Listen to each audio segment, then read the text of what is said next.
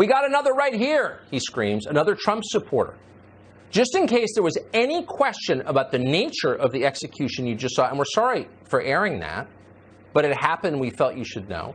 But in case there was any question about what it was about, the main suspect in that murder literally has a BLM symbol tattooed on his neck.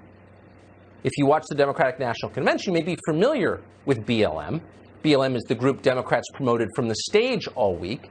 They're the movement corporate America will fire you for daring to criticize. They're the reason you're not allowed to acknowledge that all lives matter. You get fired for that too. Many have been. This is the actual armed militia of the Democratic Party, and they are held to very different standards from the ones you live under. In fact, the suspect in this murder in Portland has been arrested twice just this summer for unlawfully carrying a loaded gun. He never went to jail. In one case, the one in Portland, the same people who tell you how much they abhor gun violence let this man go. Then he apparently murdered someone. Joe Biden did not mention this today. BLM was happy about the killing. BLM does not believe that all lives matter. They don't say they do, and they don't. They believe people who oppose them should be killed. Again, we're not making this up. Watch them celebrate the man's murder in Portland. I just got word. The person who died was a Patriot person. Yeah. He was a Nazi. Our community held its own and took out the trash. Our community held its own and took out the trash. These are Biden voters celebrating the murder of a man who they hate because he supports a different political candidate. Again, we're not making it up. You just saw the video. He was a Trump voter, therefore deserved to die. The cheer. Why didn't Joe Biden mention this in his speech today? Not a word about that killing. Nor did Biden say anything about the elderly Republicans who were attacked outside the White House last week after the RNC. We showed you that tape, too. He didn't mention the Trump supporters who were shot at in South Carolina recently. He didn't mention the shooting in Los Angeles yesterday that targeted Trump voters. He didn't mention the BLM rally from over the weekend in which the speaker makes clear that he considers murdering people the next frontier in civil rights. Here it is. I'm at the point where I'm ready to put these police in the grave. I'm at the point where I want to burn the White House down. I want to take it to the senators. I want to take it to the Congress. I want to take the fight to them. And at the end of the day, if they ain't going to hear us, we burn them the down. The same way I bust police in the head in New York, I bust police in the head in D.C. This is everywhere. That was just this weekend. It gets no coverage whatsoever. The media pretend it is not happening. But it is happening, and it's lunacy.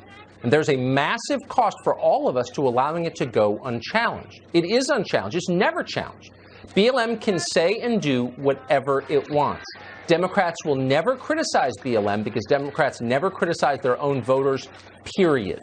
That's their one hard and fast rule. One way they're very different from the Republican Party.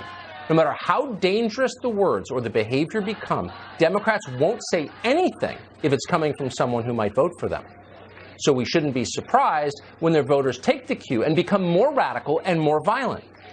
Last week in Georgia, a man was arrested for stabbing an AutoZone employee. He didn't know the guy. He told police he, quote, felt the need to find a white male to kill. Joe Biden didn't mention that today. Nor did he say anything about this. This happened yesterday in Baltimore. Watch. Ew. You better not run. Oh! That clip showed up on social media with the note, "White lives don't matter." Joe Biden didn't mention that. There's no sign he disagrees. The media will, of course, never cover this. Over at CNN, which is now devoted full time to covering for the rioters, one analyst tweeted that only, quote, desperate Republicans claim we have riots. Amazingly, because the person who tweeted it is not very smart, his tweet contained a photograph of a burning building. The building was burning in a riot. But whatever, ignore that. Riots aren't real. There's not much violence. You'd have to be a race to think there was. Let's be honest, and Don, you do make this point, and it's important over and over. There's very little rioting. Like that's actually, there's very little violence. It's but it's magnified by Donald Trump, and it's magnified by Republicans, and it's to convince people that people are coming for them, and that's just simply not what's happening. Oh, it's not what's happening, and you're a bad person if you think it does. Now, to be fair, that clip, I think, was recorded 4 days ago, 3 or 4 days ago, before the official line changed, which is actually there are riots and they're Trump riots. Trump is responsible for all this. So we've gone 3 months browbeating anyone who acknowledges the obvious, what's on video, what's in your city, what you may be affected by personally, the reason you're moving to Texas, can't acknowledge it. Now we've turned and we're blaming it on Trump. Ignore the evidence. Ignore the evidence. Your eyes are lying to you.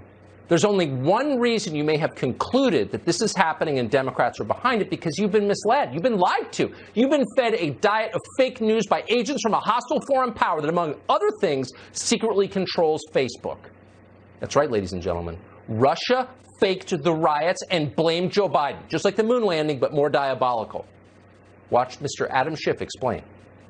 The Russians 4 years ago, Dana, exploited Black Lives Matter. They set up their own false flags online to try to divide people along racial lines. Are they doing and it we now? have to. They are, once again, doing their best in social media, in their overt media, and other means to grow these divisions again.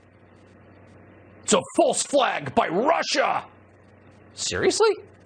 You'd like to think in the late summer of 2020, people would laugh at that. It is hilarious in a way. On the other hand, an awful lot of blue check Democrats on Twitter believed it the first time, so who knows, they probably will again. But you got to give Adam Schiff some credit. At least he's consistent, though he's obviously completely insane, in desperate need of inpatient care. That man is hurting. But he's one man in a big party. What about everyone else running the Democratic Party? They're not insane. They're not crazy in the slightest. They're just liars. And they're more ruthless than you can even understand. They will burn down your cities and tell you that you did it. And if you don't accept that judgment, maybe they'll send BLM to your house.